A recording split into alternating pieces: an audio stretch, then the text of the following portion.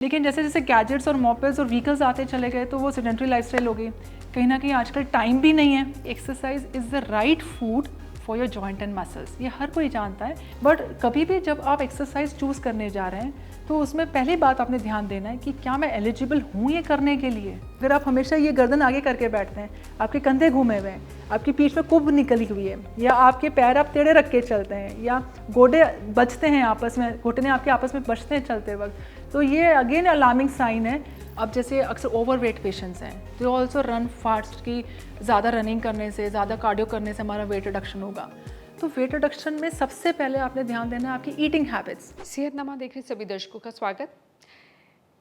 सारे डॉक्टर्स कह रहे हैं लाइफस्टाइल हेल्दी रखिए, एक्सरसाइज करिए, लेकिन आपके लिए कौन सी एक्सरसाइज सही है ये कैसे पता करेंगे, क्योंकि सबके लिए सारी एक्सरसाइज तो नहीं है। सो डॉक्टर हर्षनीत हमारे साथ हैं, वो बताएंगे। सो कैसे चुनें, मेरे लिए कौन सी एक्सरसाइज सही है? मुझे बहुत हैरानी होती है अपनी ओपीडी में जब पेशेंट आते हैं और बताते हैं कि हमें मान लीजिए कोई एक पेन आ गया, बैक पेन आ गया, सर्वाइकल पेन आ गया, या मान लीजिए पेशेंट ओवरवेट हैं जहाँ पे अक्सर रिकमेंडेशन होती है कि एक्सरसाइज करें जिससे आपका वेट रिडक्शन होगा। या मैं जनरल फिटनेस की भी बात करूँ कि मुझे कोई दिक्कत नहीं है, तो फिटनेस में एक्सरसाइज सबसे पहले यहाँ पे जो मैं बहुत कॉमन प्रॉब्लम्स देखती हूँ, मेरे आसपास सब क्या करते हैं, सब जिम करते हैं। जैसे एक्सरसाइज की बात आती है, gym, personal trainer, yoga, aerobics, dance, sports, swimming, ऐसे कई सारे ऑप्शंस हैं। और मैं तो गूगल डॉक्टर को भी बहुत ब्लेम करती हूँ क्योंकि गूगल पे भी बहुत ऑप्शंस हैं। किसी ने पिलाटिस कहा, किसी ने पावर योगा कहा, किसी ने कहा कि रिलैक्सिंग योगा करना है, इजी आसनास करना है, मतलब बहुत ऑप्शंस हैं। और कई बार तो कुछ पेशेंट्स ऐसे ऑप्शंस लेके आते हैं जिनको मैंने कभी सुना ही नहीं। मैं भी एक्सप्लोर करती होती हूँ, अच्छा ये भी अवेलेबल है ऐसा फिटनेस का ऑप्शन, तो वो करते चले जाते हैं विदाउट इवन नोइंग कि क्या ये एक्सरसाइज मेरे लिए ठीक है। अब सबसे पहले यहाँ पे समझने वाली बात है कि exercise is the right food for your joint and muscles. ये हर कोई जानता है कि एक्टिव लाइफस्टाइल हमारे हार्ट, लिवर, किडनी और हर तरीके की बॉडी की केयर करता है और वो मैंडेटरी है। अच्छा, पहले के टाइम पे एक्सरसाइजेस पे इतना फोकस नहीं था क्योंकि हम लोग ऑलरेडी इतने फिजिकली एक्टिव थे, क्योंकि हर चीज़ हाथ से हो रही है, कोई गैजेट्स नहीं थे, कपड़े भी हाथ से धुल रहे हैं, झाड़ू पोछा भी हो रहा है। अगर मैं मेन फोक की बात करूँ तो वो चल के अपने ऑफिस में जा रहे हैं, या साइकिल्स का खान-पान अच्छा था, खान-पान भी अच्छा था, साइकिल यूज़ करते थे, है ना, ज़्यादा एक्टिव के थ्रू ट्रैवलिंग होती थी। लेकिन जैसे जैसे गैजेट्स और मोपेड्स और व्हीकल्स आते चले गए तो वो सेडेंटरी लाइफस्टाइल हो गई। कहीं ना कहीं आजकल टाइम भी नहीं है, इतने ज़्यादा भाग दौड़ है, इतनी स्ट्रेस है, और खासकर यंगस्टर्स जो 20 से 50 ईयर्स की एज ग्रुप है, जहाँ जिनके लिए प्रोफेशन की भी भाग दौड़ लगी हुई, स्ट्रेसेस हैं, तो हर एक ने अपनी अपनी अफोर्डेबिलिटी, अवेलेबिलिटी, समझ के हिसाब से एक ऑप्शन रैंडमली पिक कर लिया। बट कभी भी जब आप एक्सरसाइज चूज़ करने जा रहे हैं तो उसमें पहली बात आपने ध्यान देना है कि क्या मैं एलिजिबल हूँ ये करने के लिए। मान लीजिए अगर मुझे किसी चीज़ की एलर्जी खाने में, मान लीजिए मुझे नट्स एलर्जी या मुझे कोई फ्रूट्स एलर्जी, मैं जानती हूँ कि मेरे लिए सेहत के लिए ठीक नहीं है, तो मैं उसे अवॉइड करूँगी। बट एक्सरसाइजेज में हम ये नहीं समझ पाते हैं कि क्या मेरा बॉडी डायमेंशन ठीक है। अब सबसे पहला स्टेप एक्सरसाइज चूज़ करने में ये होना चाहिए, अगर आपको गुड पोस्चर मेंटेन करने में मुश्किल आ रही है, आप बार बार स्लाउच कर जाते हैं, बार बार आप झुकते हैं, फॉरवर्ड बेंडिंग करते हैं, कुब निकाल के बैठते हैं, या आप हमेशा, जैसे मैंने कई पेशेंट्स को देखा है सोफे में लटके हुए हैं, बेड पे लटके हुए हैं, या आपको चेयर पे बैठना मुश्किल लग रहा है, तो सबसे पहले तो वहाँ पे आपने ये देखना है कि आपका पोस्चर ही जब ठीक नहीं है तो आप कोई भी एक्सरसाइज उठाएंगे वो एक्सरसाइज आपको लगनी ही नहीं है। मान लीजिए किसी बच्चे को कोई डिसीज़ है अंडरलाइन, आप उसे कितना भी बैलेंस फूड देंगे वो उस बैलेंस फूड को पूरी तरह से अब्जॉर्ब नहीं कर पाएगा। तो यहाँ पे सबसे पहले क्राइटेरिया है कोई भी एक्सरसाइज को चूज़ करने के लिए आता है कि क्या मेरा पोस्चर ठीक है, ये तो जनरल आउटलुक हो गया। उसमें सेकेंड थिंग होती है अलाइनमेंट्स। अब ये अलाइनमेंट्स के decision normally physios are the best person to decide, but आप अपने आप से भी देख सकते हैं, अगर आप हमेशा ये गर्दन आगे करके बैठते हैं, आपके कंधे घूमे हुए हैं, आपकी पीठ में कुब निकली हुई है, या आपके पैर आप टेढ़े रख के चलते हैं, या गोडे बचते हैं आपस में, घुटने आपके आपस में बचते हैं चलते वक्त, तो ये अगेन अलार्मिंग साइन है कि जहाँ पे आपने कोई भी रैंडम एक्सरसाइज नहीं उठानी है। अब तीसरा क्राइटेरिया इसमें आता है कि अगर आपको कोई पेन्स हैं ऑलरेडी, आप कोई डिसीज़ के लिए डायग्नोज हो चुके हैं, जैसे सर्वाइकल स्पॉन्डिलिटिस है, लंबर स्पॉन्डिलिटिस है, स्लिप डिस्क बहुत कॉमन है, माइग्रेन, आर्थराइटिस है, या फुट पेन्स हैं, अगर ये डिसीज़ है तो भी आपने पेन्स में सबसे पहले एक्सरसाइज तो करनी नहीं है, पहले पेन को ख़त्म करने के लिए मेहनत करनी है। So this is third criteria to understand कि मैंने एक्सरसाइज नहीं करनी है। अब एक ग्रुप ऑफ पीपल आता है जहाँ पे कोई डिसीज़ नहीं है, they are doing really good, general health उनकी सब कुछ ठीक ठाक है, कोई बीपी शुगर या थायराइड के इश्यूज़ नहीं है, बिल्कुल हेल्दी उसमें आते हैं। तो उसमें भी आपने ये पहले समझना है। मान लीजिए जैसे कोई एक है फीमेल जिनकी सिटिंग जॉब है, एक फीमेल है जिनकी स्टैंडिंग जॉब है, तो सिटिंग वाले की जो यूज़ ऑफ मसल्स है वो डिफरेंट होगा देन स्टैंडिंग। उसमें भी आप पहले कितने एक्टिव थे, आप अपने पास्ट जो जितनी आपकी ईयर्स थे उसमें आपने क्या क्या एक्टिविटीज़ किया, आप बहुत घर के काम में एक्टिव थे, जो भी घर के रोज़मर्रा के काम होते हैं, या फिर आप पहले से कोई एक्सरसाइज या कोई स्पोर्ट्स में थे, वो अलग क्राइटेरिया हो जाएगा। एक फीमेल जहाँ हम कह रहे हैं स्टैंडिंग बहुत ज़्यादा है लेकिन उसकी शुरू से स्टैंडिंग थी या फिर उसकी अभी स्टैंडिंग शुरू हुई, मतलब ऐसे there are lot of factors to understand before jumping on the floor कौन सी एक्सरसाइज करनी है। देन फोर्थ क्राइटेरिया आता है दो ग्रुप्स, एक जिन्होंने कभी कुछ नहीं किया और एक ग्रुप में हाँ आप शुरू कर रहे हैं, और एक है जो कि हमेशा जिम में या एरोबिक्स या योगा कुछ ना कुछ करते रहे अपने फिटनेस के लिए। अब मैं पहले उस ग्रुप की बात करूँगी जिन्होंने बिल्कुल शुरुआत करनी है। तो आपने हमेशा अपनी एक्सरसाइज को, अगर आप पहले तो आपने अपनी बॉडी को खुद से सेल्फ इवैल्यूएट करना है कि कोई स्टिफनेस तो नहीं है, कोई अकड़ाव तो नहीं है, या मुझे कोई रैंडम पेन्स तो नहीं आते हैं, छोटे मोटे पेन्स ओकेजनल आ रहे हैं, तो हमेशा रेंज ऑफ मोशन एक्सरसाइज को पहले प्रेफर करें। अब रेंज ऑफ मोशन एक्सरसाइजेस और फ्लेक्सिबिलिटी एक्सरसाइजेस में दोनों में फ़र्क है। फ्लेक्सिबिलिटी हमें वहाँ रिक्वायर्ड होती है जहाँ पे बिल्कुल हमारी मूवमेंट रिस्ट्रिक्टेड है। हर पेशेंट को, हर इंसान को, नॉर्मल हो चाहे डिसीज़ में हो, हर एक को फ्लेक्सिबिलिटी एक्सरसाइजेस रिक्वायर्ड नहीं है। तो ये अक्सर लोगों का जहन में होता है कि मेरी जॉइंट्स की लचीलापन रहे, जॉइंट्स अच्छा चलते रहें तो मुझे फ्लेक्सिबिलिटी ज़रूरी है। नहीं, कई सारे ऐसे भी पेशेंट्स ओपीडी में देखने को मिलते हैं जिनके ऑलरेडी जॉइंट हाइपर मोबाइल है। हाइपर फ्लेक्सिबिलिटी मतलब गर्दन इतनी पीछे जाती है जो कि नॉर्मल रेंज से भी बियॉन्ड है, पर वो फिर भी योगा कर रहे हैं या फिर योगा में ऐसे आसन कर रहे हैं जो ज़्यादा स्ट्रेचेस कर रहे हैं। तो एक्चुअली जिस पेशेंट के हाइपर फ्लेक्सिबल जॉइंट है उनको तो योगा रिकमेंडेड ही नहीं है, क्योंकि योगा के मोस्ट ऑफ द आसनास जो पोस्टर्स है they work more good on the flexibility. हाँ, उसके और वर्जन्स भी हैं योगा के जहाँ पे स्ट्रेंथिंग पे फोकस होता है, लेकिन उसमें योगा में ज़्यादा जो है रेंज ऑफ मोशन और फ्लेक्सिबिलिटी पे फोकस है, बट हाइपर फ्लेक्सिबिलिटी है तो आपने योगा नहीं करना है। अब मान लीजिए अगर आपको कोई आर्थराइटिस या स्पॉन्डिलिटिस या स्लिप डिस्क की शिकायत है तो आपने सीधा फर्स्ट स्टेप स्ट्रेंथनिंग पे नहीं आना है, क्योंकि जैसे ही स्लिप डिस्क होती है या बैक पेन आ गया तो सबका फोकस होता है मसल स्ट्रॉन्ग कर लो। आपने जैसी मसल स्ट्रॉन्ग करने की बात करी, जो अंदर डिस्क के खिसकने की वजह से जो मनके हैं जहाँ पे उसमें जैमिंग आई हुई, जहाँ बेसिक लेवल पे आई हुई, उसके ऊपर आप अगर मसल स्ट्रेंथिंग करेंगे तो हो सकता है वो आज आपको रिलीफ दे देगा, लेकिन लॉन्ग रन में वो डिस्क पे और प्रेशर बनाएगा, तो डिस्क की फर्दर कोलैप्स होने की गुंजाइश पूरी है।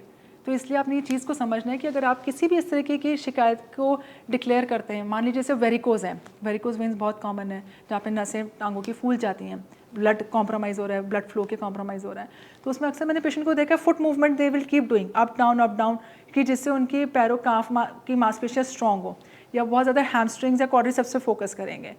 अब जब भी हम किसी एक पर्टिकुलर मसल को स्ट्रेंथन करने की बात कर रहे हैं तो हमें समझना है कि उसके पीछे की मसल काम कर रही है कि नहीं कर रही है। फॉर एग्जाम्पल, जैसे मान लीजिए नी पेन आ रहा है, तो मैंने कई सारे पेशेंट्स को देखा है they keep doing this kind of exercise.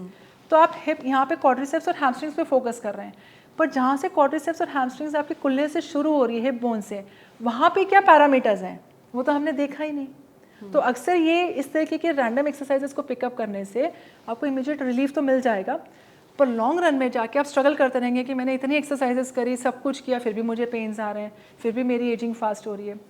अब अगर मैं एक और चीज़ बोलूँ, अक्सर पोस्ट नेटल डिलीवरी के बाद lot of mothers they want to work on their tummy, कि मेरे को टमी को शेप में लाना है, बॉडी को शेप में लाना है, तो they go into strengthening, heavy workouts, weight lifting, but immediately post natal in first 4 to 5 months we strongly say don't go for strength training.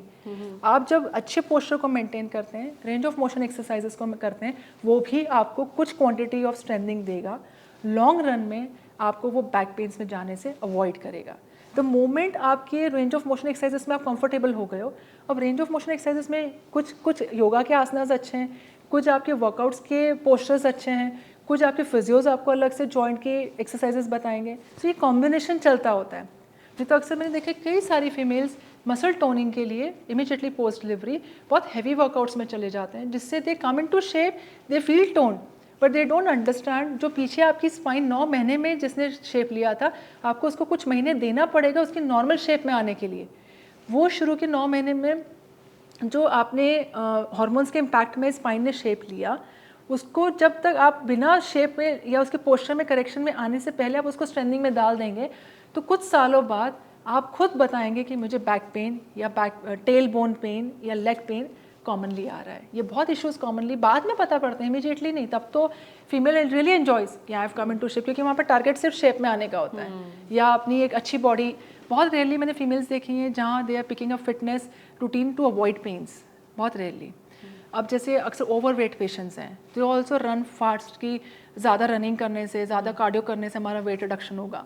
तो वेट रिडक्शन में सबसे पहले आपने ध्यान देना है आपकी ईटिंग हैबिट्स, आप किस टाइम पे खाते हैं, कितना पोर्शन खाते हैं। वो जब तक आपने नहीं ध्यान दिया और आप एक्सरसाइजेस में अपनी कैलोरीज को बर्न करने में फोकस करेंगे तो ना तो वेट रिडक्शन होगा। बाई चांस आपने वेट रिडक्शन कर भी लिया तो उसमें चांसेस ऑफ रिलैप्स वापस है कि फिर से आप वेट गेन कर लेंगे। तो कई सारे पेशेंट्स बहुत सारे वर्कआउट्स को प्रेफर करते होते हैं, हैवी ट्रेनिंग, जिम, एरोबिक्स को, कि जिससे मेरा वेट रिडक्शन आ जाए। Exercises in weight reduction plays just 20% role, 80% आपका डाइट का रोल होता है। जब तक वो नहीं करेंगे एक्सरसाइज हेल्प नहीं करेगी। बट बहुत सारे लोग ये करते होते हैं, दे बिलीव कि एक्सरसाइज करने से मेरा वेट कम हो जाएगा या मैं वेट मेंटेनेंस अच्छा कर पाऊंगी। तो ये भी आपने समझना है। अब मैं इसमें और अगर क्लैरिटी दूं कि which kind of exercises can help me better. Pain को आपने कंसिडर कर लिया, डिसीज़ को कंसिडर कर लिया, पोस्ट चाइल्ड बर्थ को कंसिडर कर लिया, आपने ओवरवेट को कंसिडर कर लिया। तो हमेशा जैसे हम कहते हैं कि पढ़ाई में क्लास 1, 2, 3 होती है, वैसे एक्सरसाइजेस में भी स्टेजेस होती हैं। तो हमेशा पहले रेंज ऑफ मोशन एक्सरसाइजेस को कंफर्टेबली आप शुरू करें, उसके बाद you can gradually go to strengthening. अब स्ट्रेंथनिंग में ये एक बहुत बड़ा मिथ है कि वेट लिफ्टिंग जब तक नहीं किया तो स्ट्रेंथनिंग नहीं आएगी। Weight lifting is third stage. आप अपने बॉडी वेट के साथ ही जब आप एक्सरसाइजेस करते हैं वो दैट इज सेकंड स्टेज, वो अपने आप में एक रेजिस्टेंस ट्रेनिंग है। फिर थर्ड स्टेज आएगी कि स्ट्रेंथ ट्रेनिंग में आपके थेराबैंड्स हो सकते हैं, आपके कुछ हाफ के जी के वेट्स हो सकते हैं, आप घर में कुछ दाल का पैकेट या नमक का पैकेट या सर्फ का पैकेट लेके भी आप एज अ वेट यूज़ कर सकते हैं। वो थर्ड स्टेज है। पर आप फर्स्ट से सेकंड में जाने के लिए कब एलिजिबल हैं, सेकंड पे थर्ड पे जाने के लिए कब एलिजिबल हैं, इसमें मैं हमेशा स्ट्रांगली रिकमेंड करूँगी अपने फिजियो को ज़रूर मिलें, इवैल्यूएशन करें, उसके बाद डिसाइड करें, रैंडमली ना करें। वेस्टर्न कंट्रीज़ में या आजकल इंडिया में बड़ी सिटीज़ में तो कॉन्सेप्ट आ गया है, फिजियो बहुत सारे जिम फ्लोर्स पे या एरोबिक सेंटर्स में या स्पोर्ट्स सेंटर पे होते हैं जो आपको इवैल्यूएट करके बताते हैं कि आप कौन सी कर सकते हैं, क्या नहीं कर सकते हैं। जिम को अक्सर कई सारे लोग एज अ स्ट्रेस बस्टर भी यूज़ करते हैं। अब स्ट्रेस बस्टर के लिए एक्सरसाइज यूज़ करना is a good idea, no doubt about it. But stress buster में एक्सरसाइज का सिर्फ एक रोल है, उसमें बहुत ज़्यादा और भी एलिमेंट्स आ जाएंगे। काउंसलिंग है, स्लीप है, मेडिटेशन है, स्पिरिचुअलिज्म है, रिलैक्सेशन के डीप ब्रीदिंग टेक्निक्स हैं, बहुत सारे एलिमेंट्स आएंगे जो आपको स्ट्रेस बस्टर करेगा। लेकिन अगर आप सिर्फ जिम, योगा, एरोबिक्स या किसी भी एक्सरसाइज को सिर्फ एक कंप्लीट टूल यूज़ करते हैं एज ए स्ट्रेस बस्टर, तो वो आपको उस टेम्प्रेरी टाइम के लिए येस स्ट्रेस रिलीज़ कर देगा, बट वो डेफिनेटली आपको इंजरीज़ के लिए प्रोन कर देगा क्योंकि आपने बाकी एलिमेंट्स को यूज़ नहीं किया और एक ही जगह से आप अपने स्ट्रेस को रिलीज़ करने की कोशिश कर रहे हैं। तो अक्सर स्ट्रेस में लोग ओवरडू कर जाते हैं। ओवरडू करने से इमीडिएट पेन्स और इंजरीज़ का नहीं पता पड़ता, लॉन्ग रन में जाके पता पड़ता है कि हाँ ये पेन्स या इंजरीज़ होगी। और कहीं ना कहीं पेशेंट्स ये चीज़ सेंस भी कर जाते हैं कि हमने ओवरडू कर लिया, तब पता नहीं पड़ा, क्योंकि एक्सरसाइज करने के वक्त अक्सर इस तरीके के फ्लोर्स पे पेन्स और इंजरीज़ का नहीं पता पड़ता है, वो बाद में पता पड़ता है। वेट लिफ्टिंग में भी आपने समझना है कि मुझे कितना उठाना है, क्योंकि कई बार मैं ओपीडी में देखती हूँ हम पहले 10 किलो उठा लेते थे, अब हम 50 किलो उठाते हैं, अब हम 100 किलो उठाते हैं। तो मैं उनसे कई बार पूछती हूँ कि आपके उठाने का मकसद क्या है, what goal you have set जिसकी वजह से आप इतना वेट ट्रेनिंग कर रहे हैं, what is a goal. Youngsters अक्सर कहते हैं मसल्स होनी चाहिए, बॉडी होनी चाहिए, फीमेल्स में से टोनिंग होनी चाहिए। पर अगर वो टोनिंग और मसल्स मेरे को सिंपल ग्रुप ऑफ एक्सरसाइजेस से मिल जाती तो मैं उस लेवल पे क्यों जाऊंगी। क्योंकि अक्सर हम ये कहते हैं कि इतनी high level of training is more needed for sports people, celebrities, उनके लिए बहुत ज़रूरी है क्योंकि उनके लिए ये चीज़ इस लाइफ उनका तो I should say bread and butter है। बट फॉर अ ले पर्सन, क्योंकि हमें ले पर्सन आज मैं काम शायद एक्सरसाइज कर लूँ, कल शायद ना कर पाऊँ, परसों मेरे घर में जिम्मेदारी है, मुझे बच्चा देखना है, मुझे जॉब भी देखना है, मुझे ऑफिस स्ट्रेस है, ट्रैवल करना पड़ जाएगा जहाँ मेरे सोने उठने का टाइम नहीं है, कम सो रही हूँ, जल्दी ज़्यादा जाग रही हूँ, उसमें मैं अपने आप को पर एक प्रेशर है कि नहीं मैंने वेट लिफ्टिंग नहीं करी तो मेरी स्ट्रेंथिंग नहीं आएगी, तो वहाँ पे हम नुकसान ज़्यादा कर लेंगे बजाय आप अपने उसके हेल्दी बेनिफिट्स के लिए। तो आप जो हम ले पर्सन हैं, हम लोगों की लाइफस्टाइल बहुत डिफरेंट है compare to sports people and celebrities. तो हमें ये बहुत थिन लाइन ड्रॉ करनी पड़ेगी और समझना पड़ेगा कि ये वर्कआउट मेरे लिए ज़रूरी है कि नहीं है। कई बार हम एडवर्टाइजमेंट्स को और गूगल को देख के बहुत अट्रैक्ट हो जाते हैं, हाँ ये एक्सरसाइज करने से शायद ये ठीक हो जाएगा, ये एक्सरसाइज करने से मेरा ये फिटनेस आ जाएगा। बट कोई भी, अब मैं हमेशा एक चीज़ और कहती हूँ, exercise can replace medicine, medicine can not replace exercise, ठीक है। और exercise is a real food. आज मुझे अगर रोटी सूट करती है, आपको चावल सूट करता है, तो मैं चावल नहीं एक्सपेरिमेंट कर सकती। I have to understand those needs.